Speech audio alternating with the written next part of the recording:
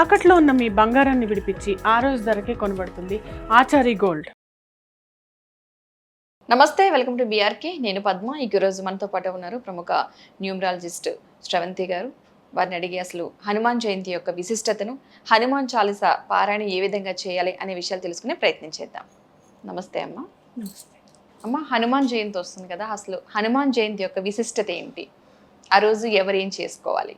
ఆంజనేయ స్వామి అని అంటే మీకు ఏదైనా వర్క్ కావాలనుకోండి, పని అవ్వడం లేదు జీవితంలో, అది అసాధ్యం అని అనిపిస్తుంది.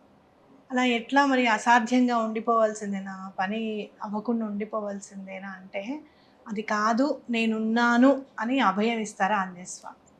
కాబట్టి మీరు ఏం చేయాలి, మనం ఏం చేయాలి ఆంజనేయ స్వామి పుట్టినరోజు అని అంటే, నిజంగా చెప్పాలంటే ఏ దేవీ దేవతలదైనా కూడా జయంతి అనేసరికి మనకి ఒకటే వస్తుంది. ఇప్పుడు లక్ష్మీనరసింహ స్వామి అనుకోండి, వైశాఖ మాసంలో చేసుకుంటాం చతుర్దశి. అలాగే ఏ దేవి దేవతలది చూసినా కూడా ఒకటేసారి జయంతి అనేది మనం చేసుకోవడం అనేది జరుగుతుంది. నేను చూసినంతలో ఆంజనేయ స్వామికి ఒక్కరికే శ్రీరామనవమి తర్వాత ఆంజనేయ స్వామి జయంతి చేస్తారు, నార్త్లో చేస్తారు అనమాట. మనం మాత్రం ఇటు సౌత్ అంతా కూడా మనం వైశాఖ మాసం చేస్తాం. అంటే మరి ఆంజనేయ స్వామికి ఏమయ్యా ఇష్టం, మనం ఏం సమర్పించాలి అని అంటే కనుక, స్వామివారికి చాలా ఇష్టమైన వస్తువులన్నీ కూడా చక్కగా గుడికి తీసుకెళ్ళి సమర్పిస్తే చాలా మంచిదే.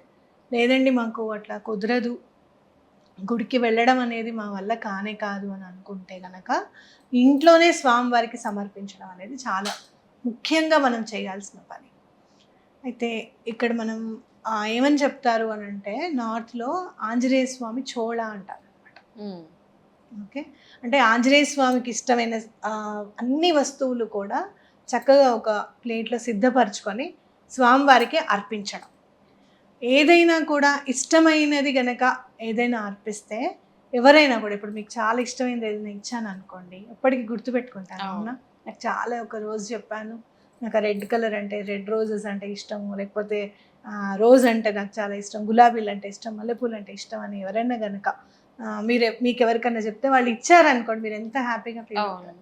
అలానే స్వామివారికి ఇష్టమైన వస్తువులు ఇచ్చినప్పుడు కూడా స్వామివారు తప్పకుండా మనం గుర్తించుకొని మనని ఉద్ధరిస్తారు అనే నమ్మకంతో మనం చేయాల్సిన పని ఇది. ఇప్పుడు స్వామివారికి సమర్పించాల్సినవి ఏవి అని అంటే కనుక, చెమేలి ఆయిల్ అని దొరుకుతుంది, సంపంగ నూనె. ఓకే, సంపంగ నూనె, అలాగే సింధూరం, అలాగే కుంకుమ, వక్క కూడా పూర్ణంగా దొరుకుతుంది. మీరు చూస్తే ఆ వక్కని, పూర్ణంగా ఉన్న వక్కని చూస్తే నాకైతే వినాయకుడే కనిపిస్తాడు అనమాట. అంటే ఎందుకు వక్కని మనం సమర్పిస్తున్నాము అని అంటే కనుక, మన పనిలో ఏవేవైతే ఆటంకాలు ఉన్నాయో, మన పని ఏదైతే మొదలు పెడుతున్నామో దానికి ఆటంకాలు లేకుండా ఉండడానికి వక్కను కూడా మనం సమర్పిస్తాం. అలాగే స్వామివారికి వస్త్రము, అలాగే ఏదైనా ప్రసాదం, దీపం వెలిగించుకొని తీసుకువెళ్తే చాలా మంచిది. లేదండి గుళ్ళో చాలా రష్గా ఉంటుంది, అప్పుడు ఇబ్బందిగా ఉంటుంది అని అనుకుంటే కనుక, దీపానికి సంబంధించిన నెయ్యి, ఒత్తులు అన్నీ కూడా మీరు అందులోనే పెట్టుకోవచ్చు. అలాగే కర్పూరం కూడా స్వామివారికి సమర్పించాలన్నమాట. ఇది ఈ సంవత్సరం చేసి చూడండి, స్వామివారికి ఇది ఇష్టం కదా అని చెప్పి మీరు సమర్పిస్తే గనక, నెక్స్ట్ మళ్ళీ మీరు ఈ ఆంజనేయ స్వామి జయంతి వచ్చేటప్పటికి, శ్రీరామనవమి లోపల మీరు అనుకున్న పని తప్పకుండా అయి తీరుతుందని ఖచ్చితంగా చెప్పుకోవచ్చు. మనకి ఇష్టమైన ఎవరైనా ఇస్తే మనం గుర్తుపెట్టుకున్నట్టే, స్వామివారికి ఇష్టమైన ఇస్తే కనుక ఖచ్చితంగా అనుకున్న పనులు నెరవేరాలంటే కనుక ఖచ్చితంగా రోజు అలా పాటిస్తే మంచిది. అలాగే చోళాలో మీరు తప్పకుండా ఇన్వాల్వ్ చేయాల్సినవి ఏంటి అంటే తమలపాకులు. స్వామివారికి తమలపాకులు అంటే చాలా ఇష్టం. మీరు మన శక్తి మేర 108 అంటే 108 ఇవ్వచ్చు, 11, 21 ఏవైనా ఇవ్వచ్చు. అలాగే మీరు ఆ తమలపాకుల మీద శ్రీరామాన్ని రాసి సమర్పిస్తే కనుక చాలా మంచిది అని చెప్పుకోవచ్చు. ఎందుకు అనంటే, స్వామివారికి మీరు ఎక్కడైనా చూడండి, తమలపాకులు సమర్పిస్తే అవ్వని పని అంటూ ఏది ఉండదు అనమాట. ఓకే, నా జీవితంలో కూడా చాలా సందర్భాల్లో నేను చాలా కష్టంలో ఉన్నాను అని అనుకున్నప్పుడు వెంటనే స్వామివారికి తమలపాకులు మాల గుర్తుకొస్తుంది. అలాగే మీరు చూస్తే కనుక ఈ మధ్య కాలంలో నేను ఈ 3-4 years నుంచి విపరీతమైన సక్సెస్ అనేది లైఫ్లో నేను చూస్తున్నా. అంతకుముందు నేను ఏం చేశాను, ఏమేం చేశాను అనేది నేను టిక్ పెట్టుకుంటూ ఉంటే కనుక, మాకు మా ఊరు బాపట్లలో ఆంజనేయ స్వామి గుడి ఉందన్నమాట. సువర్చల సమేత ఆంజనేయ స్వామి గుడి. అయితే అక్కడ స్వామివారి స్వయంగా మేము వెళ్తూ ఉంటే అందులో పనిచేసే అంటే బ్రాహ్మడు ఉంటారు కదా, ఈయనకి ఫ్రెండ్ అనమాట చదువుకుంటున్నప్పటి నుంచి. ఆయన ఎందుకునో సడన్గా ఆపి నూనె ఇస్తారా దీపారాధనకి అని అడగడం జరిగిందనమాట. మేము వెంటనే లేదు, నెల రోజులకి ఎంత నూనె పడుతుందో చెప్పండి, మేము సమర్పించుకుంటాం స్వామివారికి అని అంటే ఆల్మోస్ట్ ఒక 1.5 2 years సమర్పించాం అనమాట. కోవిడ్ ముందు నేను చెప్తున్నా. అయితే ఎంత చేంజ్ వచ్చిందో మా లైఫ్లో అంటే చాలా చేంజ్ వచ్చింది. అంటే రోజు దీపారాధన జరిగేది ఆంజనేయ స్వామికి. ప్రతి నెల ఇచ్చేవాళ్ళం అనమాట, సమర్పించుకునేవాళ్ళం. అట్లా నేను చూసుకున్నప్పుడు మొన్న నాకు అనిపించింది, అరే మనం ఈ పని చేసాం కదా, మళ్ళీ ఈ పనిని మళ్ళీ మనం పూనుకోవాలి అని అనిపించింది అనమాట.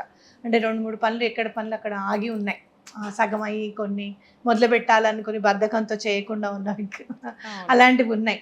అప్పుడు ఎందుకు ఇలా ఆగింది అని చెప్పి అనుకున్నప్పుడు వెంటనే నాకు గుర్తుకొచ్చింది, అయ్యో ఆంజనేయ స్వామి గుడిలో మనం అప్పుడు ఇచ్చేవాళ్ళము, మళ్ళీ స్టార్ట్ చేయాలి అని అనిపించింది. మీరు దైనందిన జీవితంలో మీరు ఎవ్వరికి చేసినా చేయకపోయినా ఆంజనేయ స్వామిని గుర్తుపెట్టుకోండి, తప్పకుండా మీరు అనుకున్న పనులన్నీ కూడా తప్పకుండా అవుతాయి. అంటే ఒక భగవంతుడిని కొలుస్తూ ఆయనే భగవంతుడుగా మారిన అవతారం ఆంజనేయ స్వామి. అవునా కదా? కాబట్టి అంటే ఏంటంటే మన భక్తి ఏ మేరకు ఉండాలి, మన నమ్మకం ఏ మేరకు ఉండాలి, అసలు బంటు అంటే అర్థం ఏమిటి, ఎవరికన్నా భగవంతుడికి బంటు అయ్యాడు ఆయన, అవునా కదా, అని ఎలా అవ్వాలి, ఎంతటి ప్రేమ కనపరచాలి స్వామివారి మీద అనేది, అంటే భక్తికి మారుపేరు, ప్రేమకి మారుపేరు కృష్ణుడు ఎలానో, ధర్మానికి మూర్తిత్వం రాముల వారు ఎలానో, భక్తికి మారుపేరు ఆంజనేయ స్వామి అని ఖచ్చితంగా చెప్పుకోవచ్చు. కాబట్టి ఆంజనేయ స్వామిని పూజిస్తూ ఉంటే గనక మనకి భక్తి ఎలా ఉండాలి భగవంతుడి మీద అనేది అలవాటు అవుతూ ఉంటుంది, మన మెదడుకు అందుతుంది, స్ఫురణకు వచ్చేస్తుంది, పని చేయాలి అని. తప్పకుండా మీరు ఇది చేయండి. అలాగే ఎప్పుడు కూడా మర్చిపోకూడదు ఏంటంటే హనుమాన్ చాలీసా. అసలు హనుమాన్ చాలీసా తప్పకుండా చదవండి. 11 సార్లు కానివ్వండి, 27 సార్లు కానివ్వండి, ఆ రోజు తప్పకుండా చదవండి. నిజంగానే హనుమాన్ చాలీసా చదివితే కనుక మంచి విషయాలు కదా, మనం మంచి వార్తలు వింటాం అని కూడా చాలా ఎక్కువగా. అసలు అవ్వదు పని బాబో, ఈ పని అయ్యేటట్టుగా లేదు అనుకున్న పనులన్నీ కూడా హనుమాన్ చాలీసాతో అయిపోయినవి ఎన్నో పనులు చూసాను నేను. అయితే చాలామంది నన్ను అడిగే ప్రశ్న ఏంటంటే, మీరు ఒక్కొక్కసారి లక్ష్మీ నరసింహస్వామి గురించి చెప్తారు, లేదా దత్తాత్రేయ స్వామి గురించి చెప్తారు, లలిత అమ్మవారి గురించి చెప్తారు, పూజించండి, వీళ్ళని పూజించండి, వాళ్ళని పూజించండి అని చాలామంది చెప్తూ ఉంటారు. అసలు మీరేం చెప్తున్నారో మీకు తెలుస్తుందా అని కొన్ని మనం కమెంట్స్లో చూస్తూ ఉంటాం. అప్పుడు ఆలోచన చేసుకుంటే కనుక, ఇప్పుడు మీరు ఆంజనేయ స్వామి గురించి మనం చెప్తున్నాము అంటే కనుక, లక్ష్మీ నరసింహస్వామి కృప ఉండబట్టే ఆంజనేయ స్వామి గురించి చెప్పుకుంటాం. ఎందుకంటే మీరు పంచముఖ ఆంజనేయ స్వామిని చూస్తే, మీరు అందులో చూస్తే కనుక అక్కడ లక్ష్మీ నరసింహస్వామి కూడా కనిపిస్తుంది. అంటే అభేదం, అసలు భగవంతుడు అనే మాటకి అభేదం. ఏ రూపంలో ఏ పని చేసుకుంటూ వెళ్ళాలో ఆ రూపంలో ఆ టైంలో ఆ పని నిర్వర్తించే విధంగా భగవంతుడు అవతరించాడు. కాబట్టి ఏ రూపంలో ఉండి మనం ఏది నేర్చుకోవాలో మన లైఫ్లో, ఏ రూపాన్ని కొలిస్తే మనకున్న సమస్యని తీరిపోతుందో అలా మనం చేసుకుంటూ వెళ్ళాలనేది మనం ముఖ్య ఉద్దేశం అన్నమాట. ఇటు సింధూరం చూసుకుంటే సింధూర గణపతి కూడా ఉంటాడు, అవునా కదా. శ్రీగణనాథ సింధూర వర్ణ అని మాట ఉంటుంది. సింధూరంలో ఉంటారా గణపతి అని అంటే సింధూర గణపతికి కూడా ప్రాముఖ్యత ఉంటుంది. కాబట్టి భగవంతుడిని ఎక్కువగా ప్రేమించాలి అని అంటే, ఎక్కువగా ఆయన మనని ఇష్టపడాలి అంటే కనుక నేచర్లో దొరికిన వస్తువులన్నీ కూడా భగవంతుడికి సమర్పిస్తే చాలా బాగుంటుంది. అందుకే మనకి కర్పూరం కానివ్వండి, తమలపాకులు కానివ్వండి, పువ్వులు కానివ్వండి, ఇవన్నీ కూడా నేచర్ని ఇన్కల్కేట్ చేశారు పెద్దవాళ్ళు మన పూజలో. కాబట్టి అవే మనకి భగవంతుడికి ఇష్టమైనవి అని చెప్పి మనం సమర్పించుకుంటున్నాం అనమాట. అలాగే చోళాలు తప్పకుండా పువ్వులు కూడా పెట్టండి. మీరు పూల గురించి చెప్పలేదు, పూలు తీసుకెళ్ళకూడదు అని కాదు, ఇంపార్టెంట్ ఏవి తీసుకెళ్లాలో చెప్పాను. ఇంకా మీ మనసుకి రేగిపళ్ళు అంటే ఇష్టం స్వామికి, అరటిపళ్ళు అంటే ఇష్టం స్వామికి అని అనుకున్నప్పుడు ఇంకొంచెం మన క్రియేటివిటీని అందులో కూడా చూపించుకోవచ్చు. అమ్మ, ఆ రోజు హనుమాన్ జయంతి రోజున ఇంకేమైనా చేయొచ్చు అంటే రాముల వారిది కూడా చేస్తూ ఉంటారు కొంతమంది కదా, అలా ఏమైనా పర్టికులర్గా చేయొచ్చు అంటారా?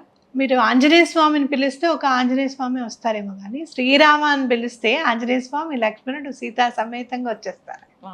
కాబట్టి తప్పకుండా ఆంజనేయ స్వామికి పూజ చేసుకునేటప్పుడు తప్పకుండా శ్రీరామ శ్రీరామ శ్రీరామ అని కనీసం 3 సార్లు అనుకోవడము. అలాగే పువ్వులు పెట్టేటప్పుడు ఫస్ట్ శ్రీరామచంద్రమూర్తికి పెట్టిన తర్వాతే ఆంజనేయ స్వామికి పెట్టడము.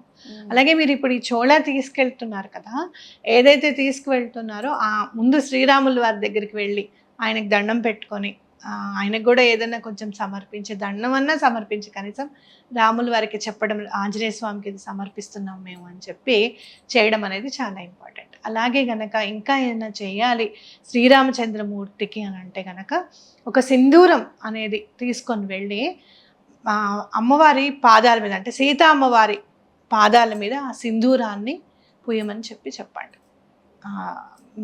అంటే పురోహితులు ఉంటారు కదా, బ్రాహ్మణులు ఉంటారు కదా, వాళ్ళే పూస్తారు అనమాట. పూసినప్పుడు అమ్మవారికి దండం పెట్టుకొని మీకు ఏ పని అయితే అవ్వాలో, ఇంట్లో వివాహం అవ్వాలి పిల్లవాడికి, లేదు చదువు అయిపోయింది జాబ్ రావడానికి వెయిట్ చేస్తున్నారు, చాలా ఇంపార్టెంట్ ఘట్టం ఏదైతే ఉందో లైఫ్లో అది ఆగింది అని అనుకున్నప్పుడు, లేదా ఇంకా నెక్స్ట్ 4th ఇయర్కి వస్తుంది మా అమ్మాయి నెక్స్ట్ ఇక జాబ్లోకి ఎంటర్ అవుతుంది అని అనుకున్నప్పుడు, ఇంపార్టెంట్ ఏమైనా జరగాలి అనుకున్నప్పుడు ఇది చేస్తే చాలా మంచిది. ఎటువంటి పరిస్థితుల్లోనూ మీకు అసలు ఏం కలిసి రావట్లేదు అని అనుకుంటే కూడా ఈ సింధూరాన్ని అమ్మవారికి సమర్పించి పాదాల మీద కనుక మీరు అక్కడ ఉండంగానే రాయిస్తే కనుక అన్ని పనులు అయిపోతాయని ఖచ్చితంగా దండం పెట్టుకోండి. అలాగే చాలామంది వచ్చారు, వాళ్ళు చాలా సింధూరాలు ఇచ్చారు ఇలా అమ్మవారికి రాయమని అని చెప్తే కనుక మీరు ఎప్పుడైనా సరే ఉపయోగించండి అని చెప్పి ఇచ్చిరండి. మనస్ఫూర్తిగా తప్పకుండా అమ్మవారే ఉపయోగించుకుంటారని నమ్మి ఆంజనేయ స్వామి దగ్గరికి వెళ్ళి పని చేసుకుంటే, చోళా సమర్పిస్తే కనుక చాలా మంచి జరుగుతుంది. సూపర్ అండి. అసలు ఎందుకంటే సింధూరం అనేది మనం పెట్టమని అంటాం కానీ పాదాలకు రాయడం అనేది ఇప్పటివరకు తెలియకపోవచ్చు చాలా మందికి, రాయమని చెప్పడం అనేది. సో మంచి విషయం తెలియజేస్తారు, చాలా మందికి ఇది ఉపయోగపడుతుంది అనుకుంటా ప్రతి ఒక్కరికి కూడా. ఇక హనుమాన్ చాలీసా అన్నది చెప్పారు, చదవడం అన్నది అంటే ఒక రోజు చదవాలంటారా లేదంటే మన వీలుని బట్టి చదువుకోవచ్చు అంటారా? మనం మంచినీళ్ళు ఎలా తాగుతాం, భోజనం ఎలా చేస్తాం, టైం టు టైం, ఓకే, రోజు దైనందిన జీవితంలో మనం చదువుకోవాల్సింది హనుమాన్ చాలీసా. అది ఎలా అంటే నాకు అనిపిస్తుంది భగవంతుడు ప్రతి నిమిషం ఉండలేను నేను అనుకొని ఆంజనేయ స్వామి నేను అందరి ఇళ్లలోనూ ఉండాలి ఖచ్చితంగా అనుకొని అది తులసిదాస్ చేత రచింపజేశారు అనేది నా గట్టి నమ్మకం. ఎందుకనంటే ఎక్కడెక్కడవన్నీ ఎలాంటి పనులైనా కూడా అవ్వవో అనుకున్నవి ఆంజనేయ స్వామి హనుమాన్ చాలీసాతో అవలీలగా అయిపోయిన సందర్భాలు ఎన్నో ఉన్నాయన్నమాట. కాబట్టి దైనందిన జీవితంలో మా పిల్లలు మా మాట వినడం లేదండి, బాగా అల్లరి చేస్తున్నారండి అని చెప్తూ ఉంటారు. మాకైతే అసలు 1వ క్లాస్ వచ్చేటప్పటికే మాకు హనుమాన్ చాలీసా నోటికి వచ్చాయన్నమాట. కాబట్టి పిల్లలందరికీ కూడా హనుమాన్ చాలీసా అనేది నేర్పించాలి. మీ పిల్లలు మాట వినడం లేదు, దారి తప్పుతున్నారు అని అనుకున్నప్పుడు ఆంజనేయ స్వామికి హనుమాన్ చాలీసా నేర్పించండి. అలాగే ప్రతిరోజు శ్రీరామచంద్రమూర్తికి దండం పెట్టడం అనేది అలవాటు చేయండి. తప్పకుండా మీ పిల్లల్ని ఆయన చేతుల్లో పెడితే ఆయనే నెమ్మదిగా నడిపించుకుంటూ వెళ్తారు. అందుకే మీరు కంచి పరమాచార్య గారి గురించి ఖచ్చితంగా చెప్పుకోవాల్సిన సందర్భం. ఎందుకు అని అంటే గనక అసలు ఆయనకి కుదిరినప్పుడల్లా శ్రీరామ అనే నామ జపాన్ని ఎప్పుడు కూడా చేపిస్తూ ఉండేవాళ్ళు అనమాట. ప్రతి ఇంట్లో కూడా శ్రీరాముడి జపం చేయండి, ఎంత చేశారో సంఖ్య రాయండి అని చెప్పి ఆయన చెప్పడం జరిగింది అనమాట. అలాగే శ్రీరామచంద్రమూర్తి నామం రాసిన వాళ్ళందరికీ కూడా బంగారం కాయిన్స్ ఆ రోజుల్లో పంచిపెట్టడం కూడా జరిగిందనమాట. కాబట్టి శ్రీరామ అనే నామంలోనే ఎన్నో దాగున్నాయని మనం గుర్తుపెట్టుకోవాలి. తప్పకుండా మనం దైనందిన జీవితంలో హనుమాన్ చాలీసా అనేది ఒక భాగం చేసుకోవాలి. ఓకే, చాలా మంచి వివరాలు అందించారమ్మా, ధన్యవాదాలు.